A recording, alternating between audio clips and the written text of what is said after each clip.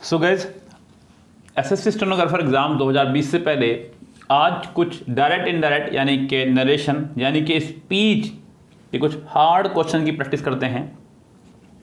देखिए बच्चों, मैं आपको बता दूं कि आपका एसएससी स्टेनोग्राफर जो कि 12th बैच पर होना है, और अगर आप चाह रहे हैं कि मैं हार्ड क्वेश्चन की प्रैक्टिस करूं तो अच्छा होगा कि आप मेंस एग्जाम्स में आए हुए ही डायरेक्ट इनडायरेक्ट कर लें। बस इतना ही बहुत है बच्चों, ध्यान रखें आप लोग, चाहे वो सीपीओ मेंस हो चाहे सीजीएल मेंस हो, इन एग्जाम्स में आए हुए डायरेक्ट इनडायरेक्ट की प्रैक्टिस कर लीजिएगा।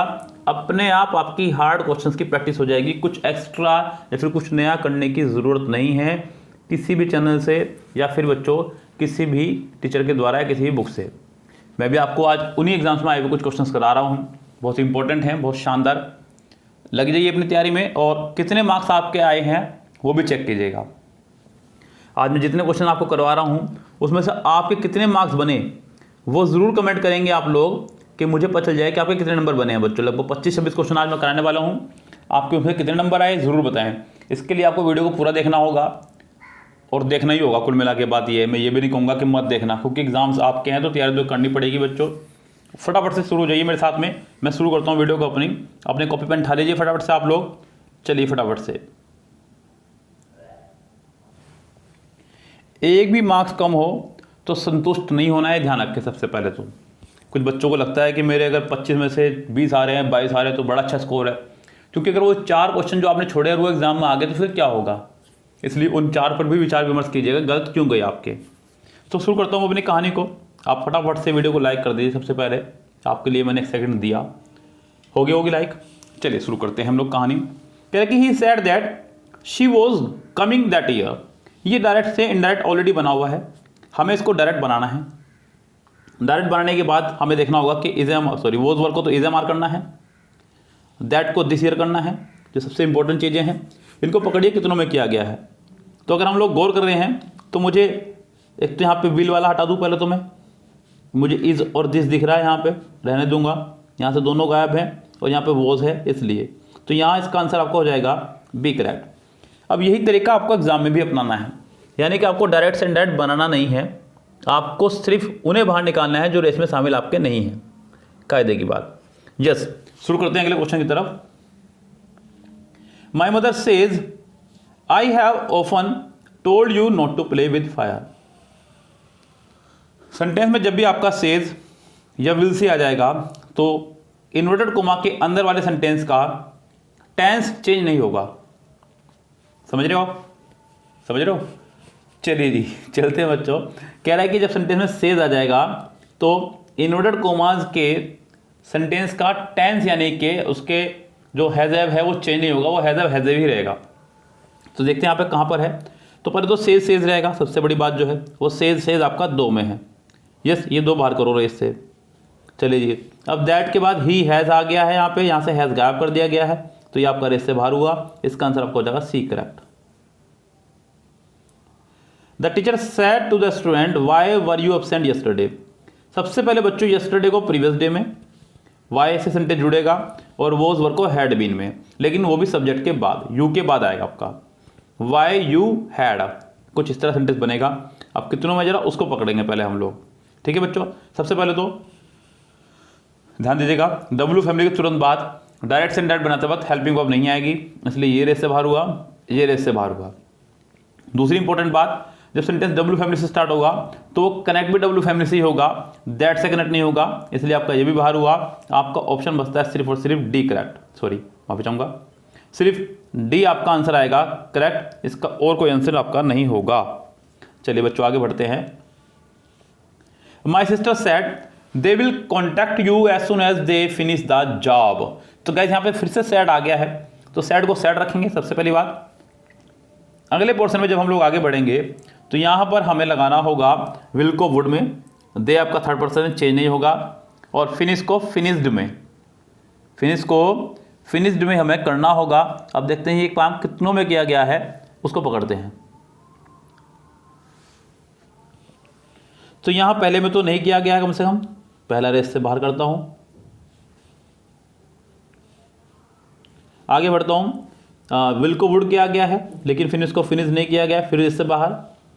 विल को वुड किया गया है लेकिन फिनिश को फिनिश नहीं किया गया है, फिर इससे बाहर। और यहाँ पे विल को वुड किया गया है, लेकिन फिनिश को फिनिश नहीं किया गया है, फिर रेस से बाहर। लेकिन गाइस यहाँ पे चारों ऑप्शन में से कोई भी ऑप्शन आपका अगर सही नहीं है तो ऐसे में क्या आप लोग करेंगे बच्चों? देखिए सेंटेंस में अगर सबसे पहले देखूँ मैं यहाँ पे सेंटेंस में उसने कहा है my sister said they will contact you as soon as they finish the job. अब यहाँ सेंटेंस में अगर आप इसमें गौर करेंगे तो उसने वुड का इस्तेमाल किया है और पहले भी वुड का इस्तेमाल किया है और सेंटेंस में एज सुन एज भी है। अगर आपको ग्रामर का एक रूल याद आ रहा होगा तो मैंने आपको 11 वर्ड बताए हैं, if, unless, until, in case, provided, as long as, so long as, when, before, after, whether. तो गैस इनके बाद डबल मॉडल वर्ब नहीं आया करती, ध्यान रखें। तो यानी कि ये वाला फंडा तो काम करेगा नहीं आपका। अगर कुछ बच्चे सोच रहे हैं कि सर वुड लगा दीजिए बिकॉज पीछे वुड आया है तो मैं तो इसके लिए राजी नहीं भरूँगा। तो यहाँ सेंटेंस का कोई भी आंसर सही नहीं है मेरी राय में, यानी कि इस क्वेश्चन पे मैं हूँ डाउटफुल और आपको भी यही करना है। ओके गाइस, चलिए चलता हूँ नेक्स्ट सेंटेंस पर। Sheela reassured me I can come tonight. अब बच्चों यहाँ पर कैन को कुड करना है सबसे पहली बात, टुनाइट को दैट नाइट करना है दूसरी इंपॉर्टेंट बात। तो गाइस यहाँ पर टुनाइट को दैट नाइट पहले में भी हुआ, दूसरे में भी हुआ, तीसरे में नहीं हुआ, फोर्थ में भी हुआ, लेकिन फोर्थ में विल है इसलिए बाहर। चलो अब हमारे पास रहेगी दो ऑप्शन। आई फर्स्ट पर्सन सब्जेक्ट अनुसार, सब्जेक्ट है शीला, शीला के हिसाब से आएगा शी नॉट आई। तो यहाँ सेंटेंस में आई भी रेस से बाहर हुआ। तो गाइस यहाँ पर आपका सेंटेंस का आंसर हो जाएगा सिर्फ और सिर्फ 123 का B correct. Okay guys, I said to you I can not be blamed for this. बच्चों सेड टू तो आएगा आपको टोल्ड में, कैन नॉट को कर देंगे कुड नॉट, जिसको कर देंगे दैट। ये सब चीज़ें ढूंढिए कितनों में है। आई told you that you could not be blamed for that, पहले में ही है जो आपको चाहिए, लेकिन क्या यहाँ पर कुछ कमी रह गई है देखते हैं। आई फर्स्ट पर्सन सब्जेक्ट के हिसाब से तो यहाँ पे आई आना चाहिए था, यू नहीं, इसलिए रेस से बाहर हुआ। I told you that I could not be blamed for that, race में शामिल है। आई टोल्ड, यहाँ पर टोल्ड आया ही नहीं, यहाँ पर सेट टू को सेट टू रखा। आपका आंसर हो जाएगा सिर्फ और सिर्फ बी पूरी तरह से correct. The father said to the son why do you not start preparing for the examinations this month. तो गाइस यहाँ पर सबसे पहले तो सेट टू को बदलना है टोल्ड में। सेंटेंस डब्ल्यू फैमिली से शुरू हुआ है तो डब्ल्यू फैमिली से ही कनेक्ट होगा। उसके तुरंत बाद फिर सब्जेक्ट आएगा और फिर आपकी हेल्पिंग वर्ब आएगी।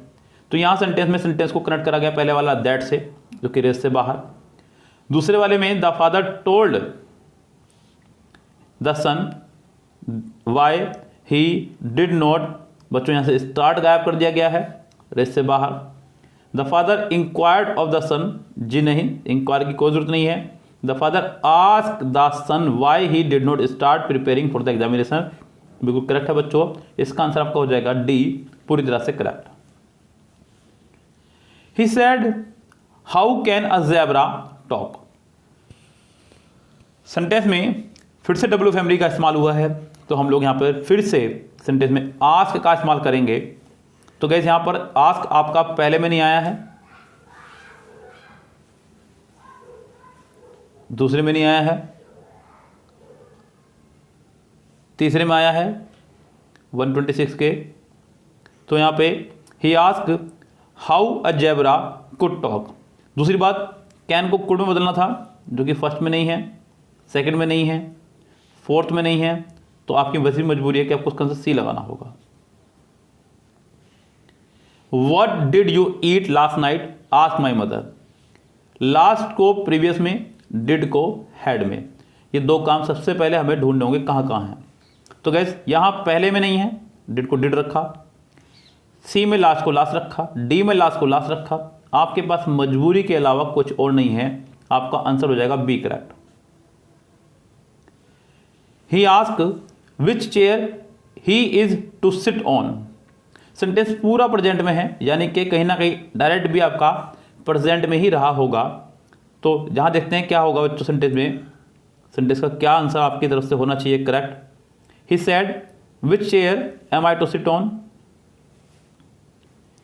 ही ask which chair he is to sit on.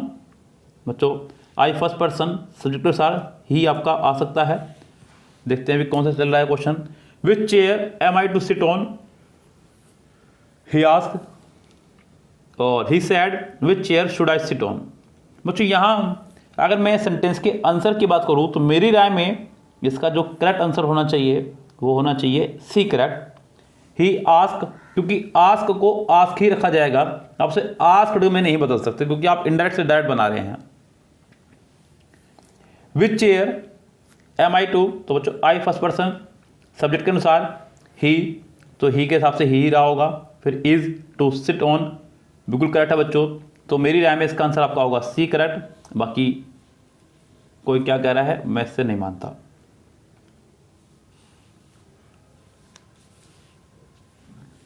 आगे देखिएगा 129, the boss said please give me the latest report. तो बच्चों यहाँ प्लीज आ गया है, अब प्लीज आ गया है तो रिक्वेस्ट भी आपको आना चाहिए था। अब रिक्वेस्ट कितनों में है, जो कि शुरू के 3 में नहीं है, सिर्फ डी में है।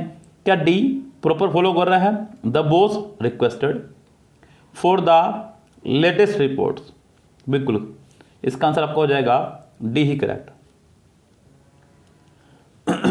दे said to me bring this books upstairs. बच्चों ये इंपेरेटिव सेंटेंस है, ब्रिंग से स्टार्ट हुआ है, एक तरह से ऑर्डर दिया गया है। तो गैस यहाँ पर सेंटेंस में हम लोग भी ऑर्डर का इस्तेमाल करेंगे। दे ऑर्डर मी, इंपेरेटिव है तो टू से कनेक्ट होगा, टू ब्रिंग, दीज को दोज में, सब कुछ ठीक चल रहा है पहले सेंटेंस में, तो यहाँ सेंटेंस में पहला आंसर हो जाएगा। दूसरे में टेक लगाया एक्स्ट्रा, रेस्ट से बाहर। तीसरे में टेक एक्स्ट्रा लगाया, रेस्ट से बाहर। चौथे में टू लगाया ही नहीं, रेस्ट से बाहर। तो आपका आंसर हो जाएगा सिर्फ और सिर्फ A correct. She said I have been in this school since 1998।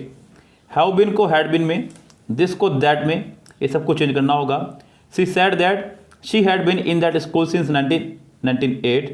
तो 131 का आंसर आपका पहला ही मुझे सही नजर होता आ रहा है, बाकी देखते हैं। She said that she have been, she के साथ हैव नहीं आएगा। शी वॉज नहीं आएगा, शी वॉज नहीं आएगा, बिल्कुल ठीक कह रहा था मैं। इसका आंसर आपका ए ही होगा करेक्ट। और गाइस अपना स्कोर जरूर चेक करते रहें, वीडियो को स्किप करके मत देखना, फास्ट फॉरवर्ड मत देखना, स्कोर मेरे साथ चेक करते रहें और अपना स्कोर जरूर शेयर करना अपना, क्या स्कोर आपका बना है। Are you the same person I met in the park I asked. बच्चों सेंटेंस फिर से इज एम आर से शुरू हुआ है तो हमें वॉज वर्ड का इस्तेमाल करना होगा, सेंटेंस कनेक्ट होगा हमारा इफ से। I asked the stranger if, you second person object के हिसाब से, he was the same person I had met in the park, बिल्कुल सही जा रहा है पहला सेंटेंस, क्योंकि सेकंड फॉर्म को हमने लगाया हैड प्लस थर्ड फॉर्म और इसे हमारे को वॉज वर्ड में, सब कुछ सही जा रहा है। पहला सेंटेंस मुझे लग रहा है सही होना चाहिए। आगे वॉज, ये नहीं। I asked the stranger I if I was the same person he had met in the park, जी नहीं बच्चों, यहाँ पे आई की वजह से गलत हो गया सेंटेंस और यहाँ पर मैट को मैट रखा इस वजह से, तो आपका आंसर हो जाएगा ए ही पूरी तरह से करेक्ट। अगला जो क्वेश्चन है इसका क्वेश्चन यहाँ पर है और आंसर पीछे। He exclaimed with regret that he was perished by people he had made 133।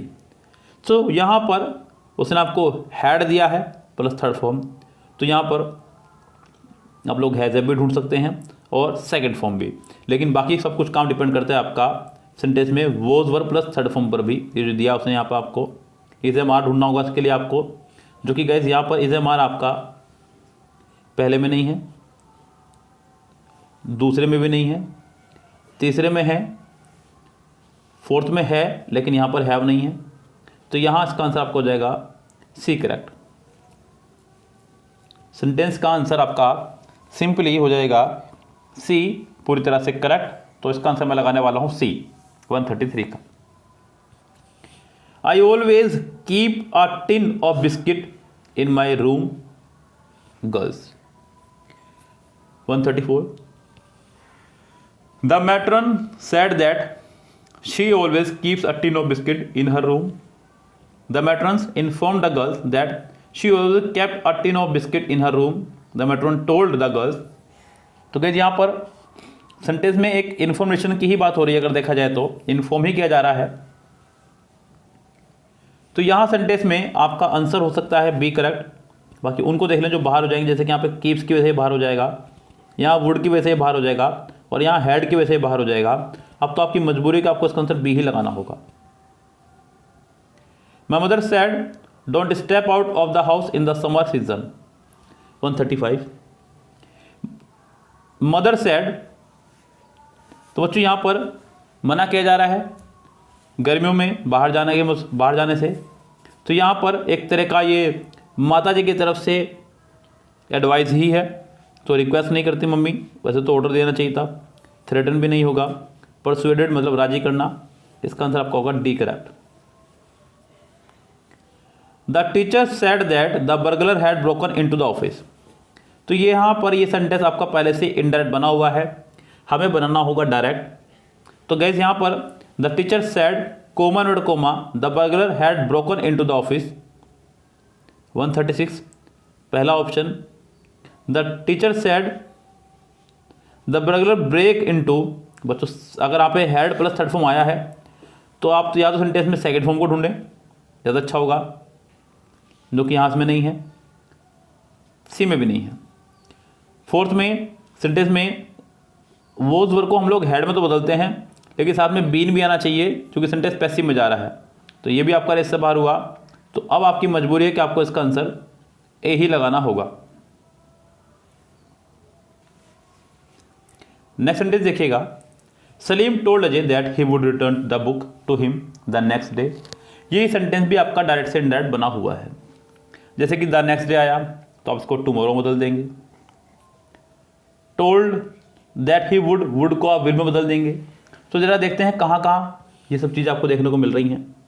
I will return this book to you the next day, जैसे कि उसने यहाँ पर नेक्स्ट डे को नेक्स्ट डे रखा, इसलिए मैं इसे बाहर करूँगा। Salim said I will be returning, यहाँ पे will be plus ing आ गया जो कि ऊपर नहीं है, इसलिए इससे बाहर करूँगा।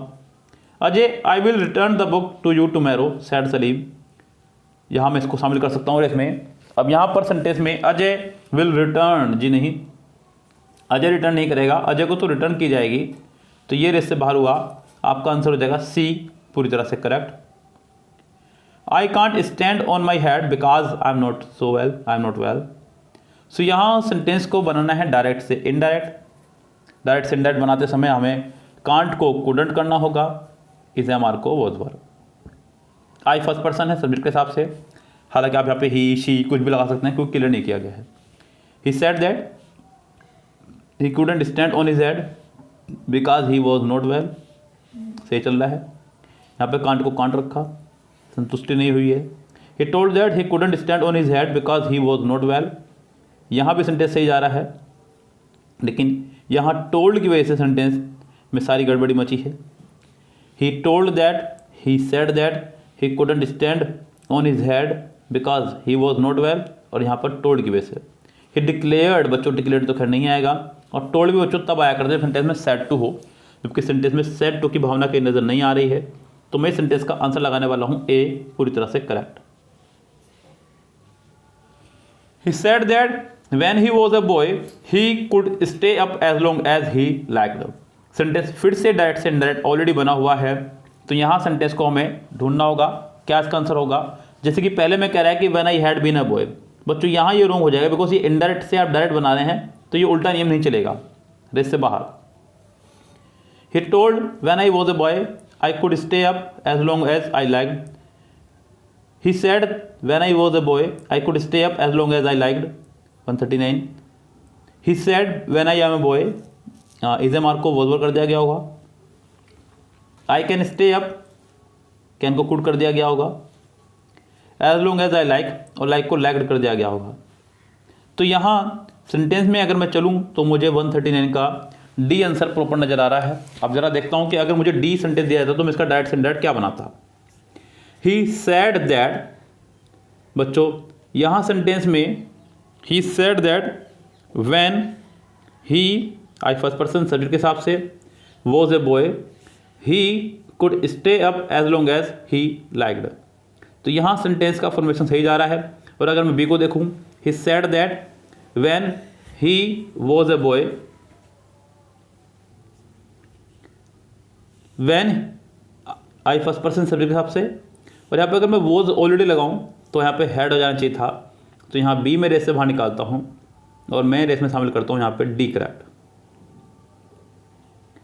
ही explain that he knew the place well because he use to live there. Sentence फिर से डायरेक्ट से इनडायरेक्ट ऑलरेडी बना हुआ है, हमें इसको प्रॉपर वे में सजाना है सिर्फ।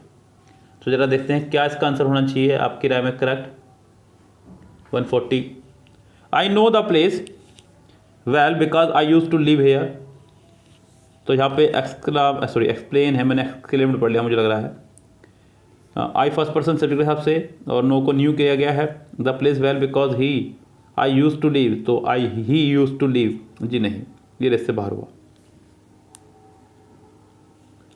आई know the place well because I use to live here, बिल्कुल बच्चों यूज टू का यूज टू ही रहेगा, आप इसे फर्स्ट फॉर्म ना बनाए तो ज़्यादा अच्छा होगा।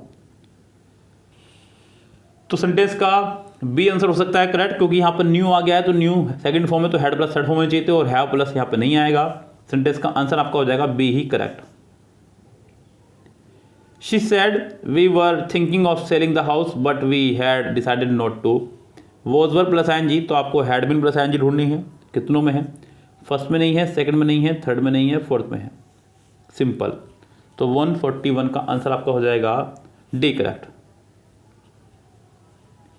The guide suggested let's rest here for a while. 142.